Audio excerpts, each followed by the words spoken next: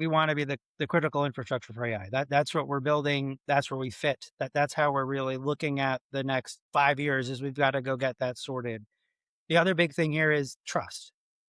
With all of the things with AI, you have to work with people that you trust and that have had that commitment, not just to you as the partner, but to the end customers. So I think that's the other thing that really fits into it well for how Cisco is going to market is we're going to market around, hey, here's all the things that we're doing.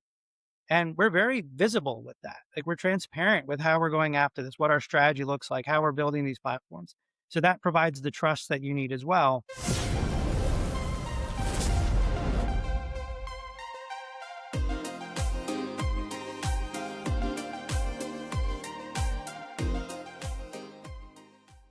Welcome to the MSP Zone. I'm your host, Charles Weaver. For decades, Cisco has been one of the most influential companies in the IT channel, shaping how networks are built, secured, operated, and sold. And as the industry has shifted from kind of resale and project-oriented engagements towards managed services, the role of large vendors like Cisco has also evolved. In this episode, we explore how Cisco's relationship with MSPs has changed over time, where it stands today, and what role Cisco can and should play as MSPs face increasing pressure around maturity, compliance, AI governance, and accountability. And we also look ahead as US AI policy moves from kind of a more theoretical standpoint to a more practical, realistic enforcement standpoint. And what does that mean for MSPs, and how can vendors like Cisco help translate policy into practical operational reality? Joining me from Cisco, two executives who I'm very honored to have and meet on the program: Jason Gallo, Vice President of Partner Value Acceleration, and Brad Feldman, Director of Partner Managed Services. Gentlemen, welcome both to the MSP Zone. Great to be here. Going back to like the late 90s into the early 2000s, certainly Cisco was quite dominant in the IT channel. And I'd like maybe, both of your takes on kind of Cisco's historical role in the IT channel, not MSP specific, but just where you guys think Cisco has come from in that like kind of late 90s to early 2000s when a lot was happening in the world in terms of IT. So Jason, I don't know if you want to take that one first. Sure, I'll pick up on that. I had a partner tell me one time, Cisco invented the sport of channel. So I have been playing that sport now for 19 years. And I will tell you, I have actually been in the partner organization in other companies. And it is true. Like what we embody here in terms of channel strategy, not just channel management, is really world class. And I think, Cisco takes it to another level when it comes to the program, how it's integrated into launching products, our daily workflow. We have partners embedded a lot of functions, more than just a sales connection point or a scaling mechanism.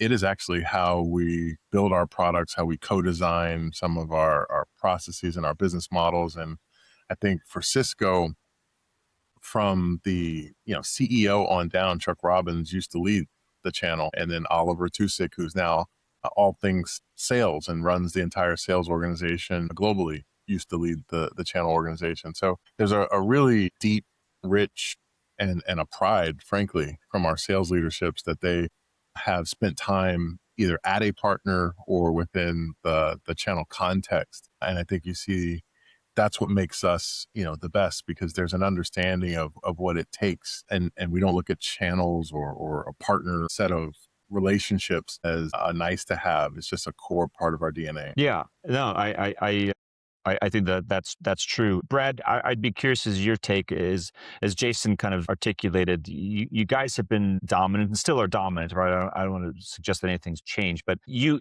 went through, like we all did, a pretty big evolution in that period of the 90s to the 2000s when the value-added reseller was itself going through a massive evolution. And it kind of in some ways forced you guys and many of your peers in the vendor space, meaning vendors selling to the IT channel, it forced you to reevaluate a lot of what you did.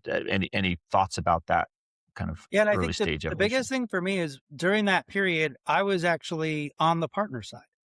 And so I worked for a number of our larger service providers, more telco types, collaboration as a service, those types of players.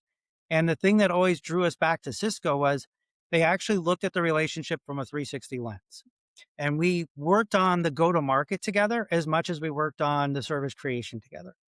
And that was so critical for us when we were trying to figure out how are we going to grow beyond just connectivity. This was like, especially the late 90s, early 2000s. I was with CLEX.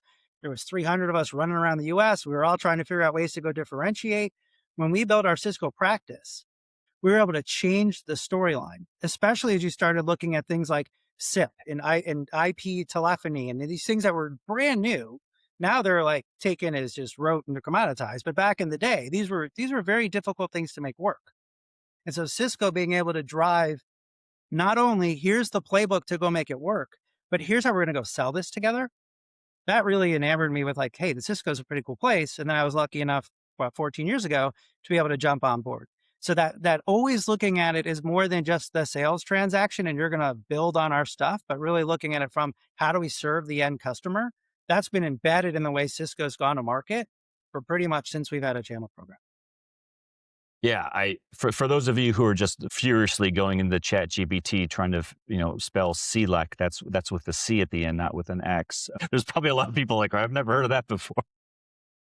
Maybe Jason, this is for you. Do you have a sense of? Do you have an opinion on that transformational change that happened that really did impact Cisco a lot because it impacted a lot of other vendors who had to look at what your channel, right, as large as it was in the 90s and the early 2000s, when that level of change happens and you have value-added reseller partners, Cisco partners who are saying, I'm going to change what I do and how I do it. Maybe not what I do, but I'm going to change how we do it. And we can talk about the evolution of the managed services business model, what that meant, but it did have an impact on you guys because it forced you to deal with them in a different way. Is that accurate, first of all?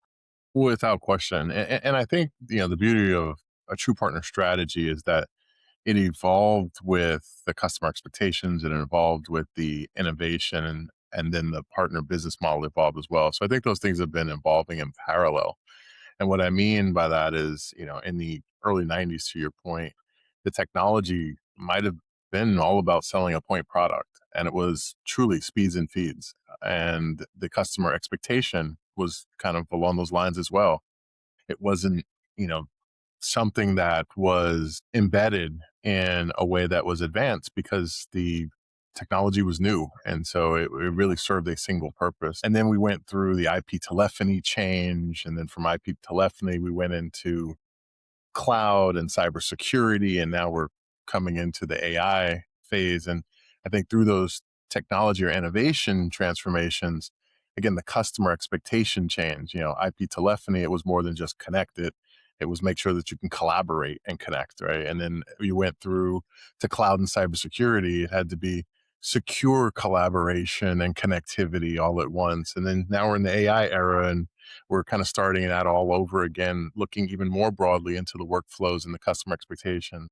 But again, the third parallel there was the partner business model. So innovation changed. The customers expected to go from point products to an actual outcome. And I think that's where Cisco's done a really great job of keeping up with that evolution of what the customer expectation is. So you move from a VAR in the 90s, point product, point expectation, to now true AI and cybersecurity outcome. And I have to adopt that, insert it into my workflow. Well, that's where you need managed service providers because they're selling much more than a point product. They've now evolved and the business models evolved as well. And I think Cisco recognizes that. Brad, I have always had, and I don't know if this is appropriate or not, but I've always had this view of there are either voice partners and there are data partners, and they don't really talk to one another, or maybe they're like closely aligned cousins. Does Cisco look at itself as chiefly one or the other? Because I know you have strong telephony roots and DNA, but it's not like you haven't been hugely influential in other things, especially in the security and the more data side, like with firewalls. Any thoughts on that? I'd say if you look at the where it all started, that 1990s, 2000, yes, there was and I think some of the complexity of the new technology, it was complex, but you could learn it because it was still very siloed. And so you'd have somebody that was your voice person. You'd have somebody who was your networking person. You'd have somebody that was kind of running your servers in your data center. We've seen convergence really change that dynamic. And so now there's really not a voice partner or a data center partner. It's you need to go talk to the line of business, the business owners of your customers, and you need to understand comprehensively like, what is the business problem I'm trying to solve? And I'm going to have to leverage all of these different pieces successfully in a way that really hides that complexity from you as the business owner. Like, I just want my business process to work. I want it to be automated. I want these things to happen. And that really opened the door for the MSPs, as Jason was alluding to. It changes what you need to deliver and it changes how you deliver it. So we really don't see that. And yes, there can still be folks that are, I'm really, really good at security or I'm really, really good at collaboration, but it doesn't preclude them from having capabilities across all the architectures. Fair point. Fair point. Which kind of brings us to today, right? Because I know there's still, obviously, we're communicating now in some way, right? So voice and video, right, are all going to be essential communications elements that, if the pandemic didn't prove that, then, I don't know what would. But how does Cisco today look at the MSP channel? How do you look at your own partners, and do you look at them just as kind of like a converged channel with maybe some dominant voice partners, maybe some dominant data, maybe a handful of combined partners who understand it? Like, Jason, I don't know if you can shed some light on that perspective. Yeah, I'll start, and then Brad, I think you should clearly chime in as your MSP expert here. But I would say overall, I think we've evolved away from trying to put partners into a nice clean box because that's convenient for the vendor. And I think we have realized that there are different business models. And, you mentioned VAR. We don't even really call them VARs anymore. There's not really that terminology. They're solution providers and solution integrators, and that may involve having some professional services on deployment, some consulting elements of the business, obviously some resale, but that could also include the managed service piece of it if that's what the customer's choice is and how they want to consume. And so I think we've evolved past trying to quarantine these specific models and you have to be this because you have to fit neatly in our data and what we call you, to let's offer a blended business model, reward on the value that you're bringing to the customer. And if that means calling you a managed service provider, in some cases, fantastic. And, recognizing your consulting or developer capabilities in other contexts, that's also fine. So I don't know, Brad, anything to add specific though to the managed service piece? Yeah, and I'll double down on one of the key points was we really don't look at it from the role you play as a partner. We look at it from the outcome you deliver to the customer. And just looking back even 3, 4, 5 years ago, one of the biggest complaints I would hear from MSPs when I was out there was, hey, I have to do everything to be a reseller in the Cisco world. And then I got to do all this other stuff to be the provider in the Cisco world. So now I have to do everything twice. And I'm not big enough and I don't want to spend time doing everything for you twice. We have one program that works for how I go to market because sometimes reselling is the right solution. Other times managing the full solution is the right way to go. And so I really don't like this having to be doing everything twice. So the way that we've evolved and really focusing on those outcomes, that's helped us, I think, get the program right. We'll hit on that later. The other thing I would say is we don't say all MSPs are the same. We differentiate we know that different operating models, different partner types are coming into managed services. They're seeing the growth, they're seeing the margin opportunity, they're seeing the customer demand. So to say that there's one type of MSP, we would be short-sighted. So we really have to understand there's a lot of different customers. They have different needs and requirements. They need specialization and capabilities from those partners. And that's how different partners are now starting to enter this space and trying to differentiate themselves. So we have to be aware of all the different types of journeys that MSPs are going through, or even different partner types to become more tied into the MSP model. And we have to be able to serve them all. Yeah, that's a good point. I witnessed that change firsthand when, hearing MSPs who were saying, look, I'm not reselling anymore. I am selling a solution to a customer. And that's a big difference between I'm reselling Cisco versus I'm selling something that happens to include Cisco, even as an important element. I think a lot of companies didn't understand that and were maybe scared of that. I don't sense that Cisco was scared of it, but not everyone got through it as elegantly as you guys did. Let's put it that way. There's a lot of people who had, some problems with that approach. I mean, I guess if I can pick up on the point, I also think as a vendor, kind of what I was describing earlier, there's the innovation evolution, the customer evolution, and then, the channel evolution. They have to kind of line up. I think some of the vendors, maybe in some ways Cisco as well, we were nervous with that in the early days because we were still selling point products and the product innovation hadn't adjusted to where it was a true platform. And I think as we have gotten more comfortable in selling a platform with the integrations that allow MSPs to hook into it, with the multi-tenancy, with the elements that are needed to effectively add value to an MSP channel, it becomes a lot easier for a vendor to recognize that. So it's not one dimensional. I don't think, some vendors may not understand the model. They may not understand that's what their customers are asking for. But there's some vendors who just don't have the technology or the platform yet to enable it. I think we really now truly have all three. I'd like to maybe talk a little bit about, I don't want to make AI a huge element of this because every time I hear or read anything about AI, I'm equally likely to agree with it as much as disagree with it. And I've never seen anything like it, where it's that polarizing. But let me talk about just general the current evolution change that we're going through in the MSP channel. And I when I say MSP channel, I mean MSP channel as the dominant business model of the IT channel in general, right? I think there was one of the writers for VAR Business, or I think it was actually VAR Business back like 15, 20 years ago, and he said there was a moment like in 2008 where the MSP shifted from being a minority business model concept to the dominant majority business model of the IT channel. And he said it happened around 2008. I probably agree with that, but the evolution of MSPs today is clearly heading towards a governance inside the C-suite type of role, right? If you don't like vCISO, then certainly a business partner that demands a seat at the board table and is being asked by the customer for a lot of things that an MSP 10 years ago would never have thought about. And I'm talking about compliance. I'm talking about AI, introduction of AI. I'm talking about data privacy. Where do you guys think that Cisco plays in that kind of current evolution of the MSP? I'll jump in on that one first.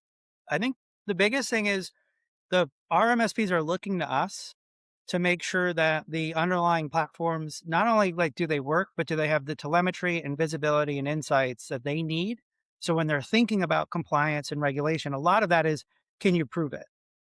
Show me that you're doing the things you're supposed to do. Show me that you've documented your processes. But now it's more than just documenting a process, because that's what humans do. They run the process.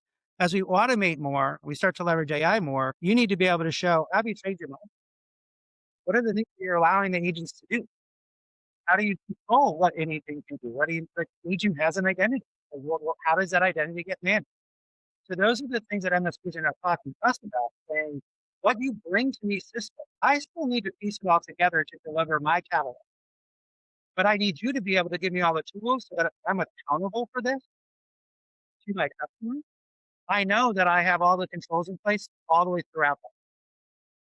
And so that's one of the biggest things that we're seeing now is, how do you provide that visibility, show that it's truly end-to-end, you've got this all together. Jason alluded to it, we've developed these platforms that are much more tightly integrated. So all these pieces, there's no blind spots, and we actually can see what's happening across them. Then you have the additional tools that we're starting to bring out that really start to get into more, how do you manage the data and how do I make that available to you? How do I protect you and show you where vulnerabilities are so you can move faster? Those are the things that our partners require from us, because their customers are now saying, hey, that once a month patch window, that doesn't work if the vulnerability comes out the day after you patch. You need to be on top of this. How do you show me that you're on top of this? Jason, I don't know if you have an opinion on this, but I know that many vendors early on dealt with non-technical what I would classify as business, sales, operational issues from partners who were struggling with that VAR to MSP transition. And, they were asked, like, how should I price this new managed service offering that I'm using with Cisco, right? And instead of just how do I resell a Cisco object, do you guys feel that maybe you will also have an opportunity to help influence the maturation of MSPs, that, as Brad said, with a lot of compliance and AI and governance related issues, even though they don't technically, you know, translate into a technical product that you guys sell. Does that make sense? Yeah, absolutely. And so I think the short answer is yes. And for your listeners, I will tell you this is truly happening. This isn't just hypothetical. I'm currently going through my NACD certification to become a board certified, individual who can serve on boards. And this is one of the things that's now part of the curriculum is learning. And as a board member, it is a board level topic to try and understand how it'll change the workflows, how to change the talent landscape, what levels of efficiency do you need to get out of it in order to keep pace with competitors in your space. And to be honest, those are answers that a lot of board members don't have. So they're being taught, we are being taught that you need to be aware that this problem exists, but I don't know where to get the answers. A la MSP. This is where you're going to see the opportunity for, the types of partnerships that Brad just described. But obviously vendors like us, Cisco, our channel philosophy is much bigger than the product. It's about how do we make these businesses profitable and help mature them along whatever the market transition is. So this happens to be that market transition. We are experiencing it in our every day. And so we are absolutely putting dollars towards those type of service creation efforts and, supporting, new ways of driving this in the market. I'll give you one example. By the way, we have a set of companies that we call Mint, MINT, Mentored Install Network Training. And with the recent effort around Anthropic and the models that were released, we have become a part of Project Glasswing. And one of the things that we're going to help empower some of our partners with is to understand how to leverage these frontier AI models to find vulnerabilities in, their environments and build out these practices. Well, that's not necessarily a skill that's common. So this Mint partner, Mentored Install Network Transformation Partner, are typically former Cisco distinguished engineers who have gone off and started their own small businesses. We will now help support and employ those Mint partners to train up and do this advanced technical training for our MSPs and for our partners, a third party service that's offering advanced distinguished engineers who can help train and make them ready for the AI era back to, what these boards are looking for. So it's more than just talking about it. It's finding the ecosystem connections, other partners who can partner and help make these MSPs better. Yeah, I think that's hugely valuable. One thing that I've learned about AI in the last 24 months is that you cannot rely on anything for very long because it's going to change. Just as soon as you become settled with it and comfortable, it's evolved. Sometimes in some significant ways. I do think, and I'd be curious, maybe Brad, as to your thoughts here, that picking up on what Jason said, the role of Cisco and its ecosystem, and I'm gonna talk about it in the contents of U.S. national AI cyber policy, which this administration has said U.S. dominance in AI is a critical factor. They've also said, and it transcends, because I think this was also true with previous administrations. They've said national critical infrastructure is also very important and undeniably able to be impacted by AI. There is a huge opportunity for MSPs to participate in that fight and in that defense of national critical infrastructure using AI. Give me Cisco's take on that and kind of your role as, call you an arms dealer, but you're a strategic value partner for that frontline defense group. I look at that as Yeah, you guys. and I think the way you've heard Cisco is we want to be the critical infrastructure for AI. That's what we're building. That's where we fit. That's how we're really looking at the next 5 years is we've got to go get that sorted. The other big thing here is trust. With all of the things with AI, you have to work with people that you trust and that have had that commitment, not just to you as the partner, but to the end customers. So I think that's the other thing that really fits into well for how Cisco is going to market is we're going to market around, hey, here's all the things that we're doing. And we're very visible with that. Like we're transparent with how we're going after this, what our strategy looks like, how we're building these platforms. So that provides the trust that you need as well, because it is evolving. And so whatever tactical I can give you as an answer around, hey, AI is going to be this, like you said, by next week, it'll be something else. So it's more the foundational, like how do we build those relationships with these partners? How do we help them find the other partners in the ecosystem that are like-minded, not necessarily just in like, you have something I need right now, but how are you approaching building your business? What are the customers you're going after? How are you going after those customers in a way that you can help them mature and then the way that they use AI so that we can all be on the same playing field. Like we really don't want this to just be like one fire drill after another. We need to figure out like what's the right approach. And then how do we help as Cisco, a center of gravity, pulling that ecosystem together because we have the trust to actually pull these partners together. And if we vouch for you, that's saying something. And then I think Jason gave a great example with those Mint partners. They know what they're doing. They know how to really get you through this. And so by pulling those right things together, you accelerate your time to market, you deliver better outcomes, and you can, I don't want to say you're staying ahead of the AI curve because I don't know if anyone's staying ahead of the AI curve, but you're right there with it. Yeah, you're surfing the wave, right? And maybe a good metaphor. Jason, the again, what Brad started there. I'd like to continue the concept that the MSP as a frontline defender of critical infrastructure is reliant on tools that they need in order to deliver their services. There has been a bunch of disruption in the SaaS, B2B SaaS world because of AI, right? I just talked to an MSP the other day, and he said they're hiring developers faster than they're hiring service technicians, right? Like I'd never heard of that in 26 years of doing this. That's new. That means they see an opportunity to kind of go past at a faster velocity than some of their SaaS partners. That has to, number one, factor into Cisco's planning, but number two, make you guys feel pretty good that you sit at a layer below, and I don't mean that in a negative way. You sit at a foundational layer almost as infrastructure that is really hard. I don't want to say impossible, but really hard to disrupt in the same way that SaaS is kind of seeing some potential disruption now. Does that make sense? And what are your thoughts on it?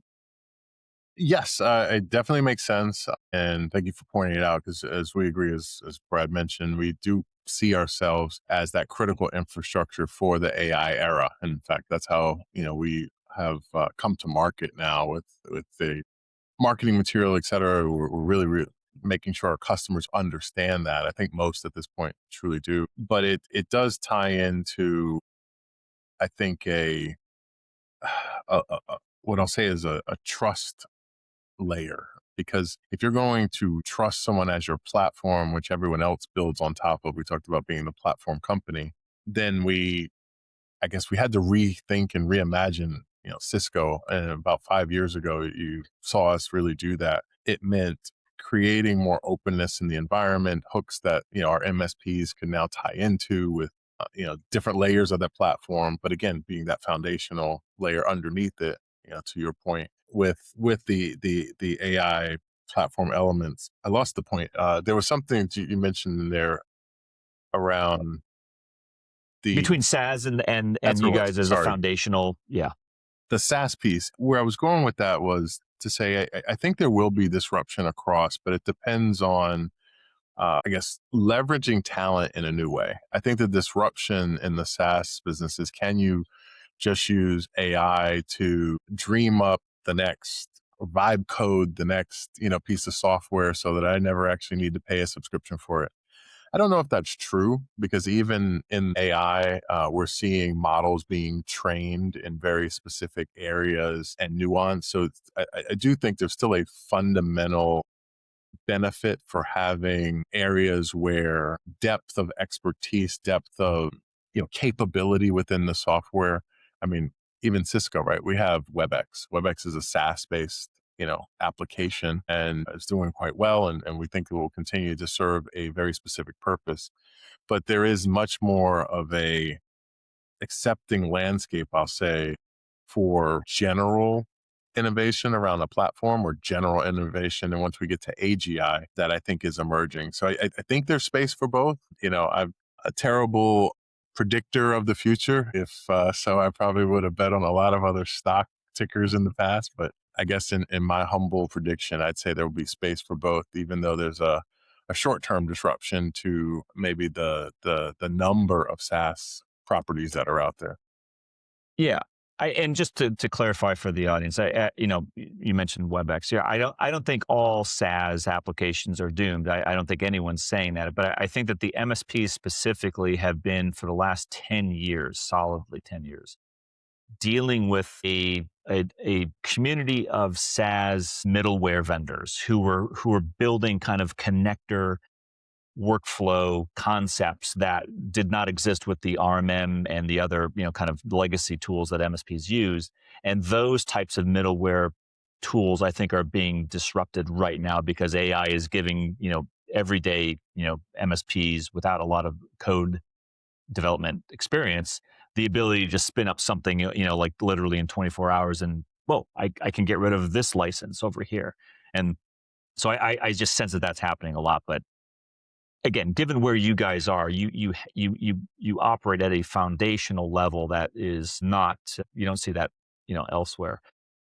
Brad, question to you. What are you seeing in terms of new MSP partners that are coming into the Cisco ecosystem? I would certainly say that you had an enterprise class, upper mid-market, dominance from the VAR into the early MSPs of the 2000s. But, there's a lot of, there's tens of thousands of MSPs out there. Who are you seeing coming to Cisco today? Can you talk about that? Sure. And it's certainly a mix. And we continue to see those enterprise players and the global system integrators, and those players are coming in as MSPs and leading large transformational projects with enterprise. What's really exciting, though, is we're starting to find ways to open up the white space in that commercial, mid-market, SMB, and MSPs are leading the way for us there. When you look at especially MSPs that are really good at getting focused, understand who they're trying to serve, understand what problems they're trying to solve. They're not trying to be all things to all people, and they're really getting good. That's when they value Cisco, because one of the things that a lot of our SMB mid-market customers, one of their first objections, false objection, is Cisco, that's just going to make this really expensive. But as you look at the buying programs and the platforms and the tools that we're making available to the MSPs that want to scale and serve in this space, we can be very productive at helping drive those right outcomes for those SMB and mid-market customers. So those are the partners that are really opening white space for us, because they're seeing that, oh, I can actually do 3, 4, 5 things off of this platform. And to your point earlier, like, how do I get rid of this license or that license? Well, I can consolidate that onto a platform story, much more operationally efficient, has the right buying program attached to it. One of the other things, and I mentioned this at the beginning, and Cisco's continuing to drive this, how do I go to market around this? How do I sell outcomes? How do I go position the value of these solutions? And how do we make sure from a Cisco standpoint, those differentiators that Cisco's bringing to your operations, you make sure you bubble that up as part of your overall value prop.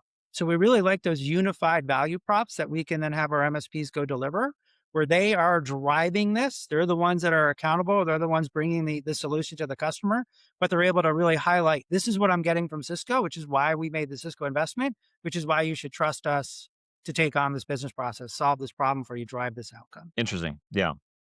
I was going to ask an M&A question, but I don't think you could answer that adequately. So I'll keep that to the side. Maybe for after the show, I'll ask you guys off the record. Over the next, I can't even say like half a decade, because I think that's way too far out. I think we have to look at this like maybe the next 12 to 18 months. What do we have to do? Like what does Cisco have to do, and what do the MSPs, whether they're engaged with Cisco or not, what do we have to do in order to prepare for what is coming or what is already here? Jason, you want to take that first? Sure. One, I think move faster. And I will readily admit I come in each week and I don't 100% know what that means anymore.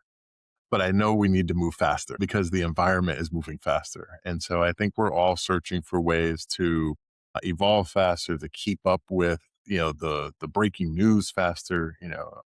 It's just one of those things where it's almost like inserting speed into the organization is an imperative, and whatever that looks like. The other thing though is, and we talked about AI in the responsibility context, and we often talk about something called RAI, as in responsibility artificial intelligence, or responsible artificial intelligence. And Cisco is one of the leaders who had released some of the guidelines around that and thinking through what that looks like. I heard one of the models recently hired a bunch of philosophers who are now coding into the training, the principles of being responsible into the model itself. I do think there is a level of getting back to, what does it look like to have guardrails at a geopolitical level that we all are going to have to be very rational about if this again, the speed continues as it is. But last but not least, I would say as the MSPs, it is evolving the business model, so that, everything that we've been talking about and many have really kept pace. And we recently launched a new partner program called Cisco 360, where we are measuring at a data level each of 10 metrics per technology. So it's a very data driven type of a program, what it means to deliver that outcome, kind of where we started this conversation, to the customer. And I think we're getting feedback from our partners on what good outcome delivery looks like. But I don't think we even know what that means when we enter agentic AI. Our agents are now delivering that service, as a part of that, service creation. It's the agent running, parts of that knock or the sock a good portion of the day. A vendor like Cisco can't just measure how many engineers you have trained on staff anymore, because now you have Yeah. agents that are trained. And so the third, I guess, thing that I'm pointing out is how we measure value in an agentic era is fundamentally going to change what it means in terms of, can you or can you not deliver an outcome. So speed, keeping up with responsibility and ethics. But the third is, really understanding, how our talent and our processes are changed by agents. Speed with guardrails. I Speed like with that. guardrails and agents. That's a good one. That's a good one. Yeah, Brad, anything to add to that?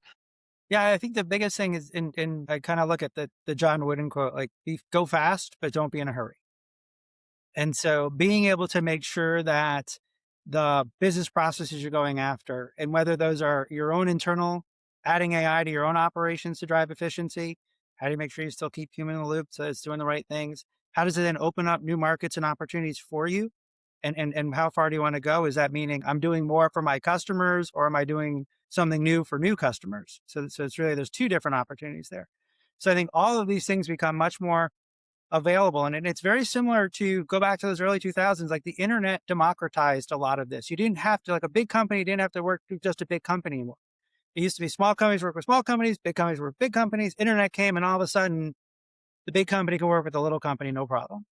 This is just going to put nitroglycerin into that one. Like, we're just going to see, so the folks that figure out how to go build architecture around these AI solutions, they're going to be in demand. Whether they're a small company doing it, they're going to have customers coming on them from all over the place. They have to be disciplined. Where do I really want to go after? And yes, I could take this customer on, but is that the customer that I built this for? And does that start to veer me off of my path? But how, like, those that are disciplined and stay on the path, those are the ones that are going to be really good here. And that's the don't hurry part. That's really interesting, guys. Because again, I don't want to go back to just pigeonholing Cisco as a dominant enterprise player. Because obviously, you have enterprise clients, you have enterprise engaged service providers and channel partners, and have for many decades. But Brad, to your last point, that does, and someone, I don't know if it was, I think it was Sam Altman. Just recently, I saw him saying that there's going to be more billion-dollar valuation companies with like 10 people or less in it, coming up in the next, 5-10 years. Maybe true, But it underscores a point, which is, Jason, to your point, you got to go a lot faster. You have to do a lot more. And a lot of smaller MSPs are figuring that out. Maybe not as many as we would hope, but I think that's the trajectory. Does that change the type of MSPs in terms of size that you expect and will ultimately show up at your door to say, hey, look, I want to be in business with Cisco, but don't look at me like, I'm this, 500 person, channel company, because I'm, maybe not. Thoughts? Yeah, I'll start and then maybe Brad add there. One of I'll say the benefits of being in my particular role is I get a chance to talk to a lot of private equity guys. And one of the core models when they do a roll-up strategy nowadays is start with an MSP. And it speaks exactly to your point. The MSP doesn't necessarily need to be large and a 10,000 person shop. It's the smaller shop that becomes for them what they call the platform company or the anchor company that they purchase first. And the reason they do that is exactly what you're talking about is, the managed service DNA in that company, no matter the size, becomes the kernel of the business model. And you can start to build on top of that with, purchasing, other capabilities, I'll just say, with other companies. But the core of the roll-up strategy that the private equity firms want is the managed service platform at the middle of it. So that's why I think we're seeing the value. That's where Cisco recognizes as well. Like I said, when I have these conversations with those private equity guys, that's what they tell me is that's who they want to work with. That's who they want to buy. And it's not about the size. It's that's the model that's going to work. And you can add the other capabilities as you go. And I'll build on that because we're seeing that when I talk to some of the MSPs, when you think about, and we're changing our definition of managed services. It's not like an SLA or a reactive story. It's what's the experience that you're delivering and show that you can deliver that experience. The closest way to get to an outcome is have the MSP infrastructure that manages that full life cycle. And so we're seeing, to Jason's point, I need the ability to go deliver an outcome.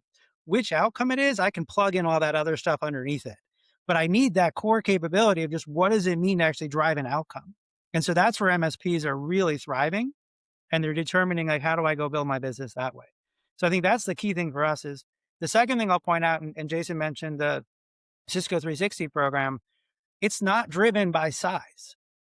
It's driven based on your performance, your growth, your maturity. So we have the space to bring these smaller partners, quote unquote smaller, because they're doing great things and they're signing big customers and they're driving lots of revenue now, but they're growing at a tremendous rate. So that growth is what we're valuing as much, if not more so, just like, hey, I'm really big and I have enough customers to spend lots of dollars with you. So that's the other thing I think that's been a big switch is driving towards that performance, not just size. That's interesting. I'm gonna take that and start to work that because Jason, I and Brad, I think you both bring up a good point of size of the partner, is becoming less relevant. It's now the velocity or the speed of their maturity, and that's an excellent point, and I think a good one that MSPs need. And the speed, the capability, but I think Brad unlocked a really good point as well. I want to just double down on, which is the culture. And there's a culture of outcome focused results in a managed service provider. And I think if you're still stuck in a model where you're a VAR, to use that term we were using earlier on, you may not, through the layers of your company, have in your culture as strong of a focus on the outcome. And so yes, it's the speed, yes, it's the capability, but a culture that says it's really just about the outcome that the customer needs and we'll plug the rest in. Brad, I think you really unlock it with that because for a vendor like us, we're like, we can provide the technology and the innovation. What we can't ultimately do is get the customer to the exact right outcome that's going to make them satisfied and keep coming back. That's where we need the MSP. This is my third last question because I keep coming up with things that because you guys mentioned this stuff. The final question. The maturity level of the MSP, to use the Jason Gallo definition now, velocity of maturity versus just size, right? I'm not looking at, hey, did you grow in headcount as a proxy of your maturity, But there's certainly a lot of reactive still IT services shops out there dealing with a lot of reactive minded customers, end users. I have felt that issue as a significant issue that needs to be resolved, and I was hoping that it would be more overnight, less of a decades long fight. But I think we're now in a decades long fight.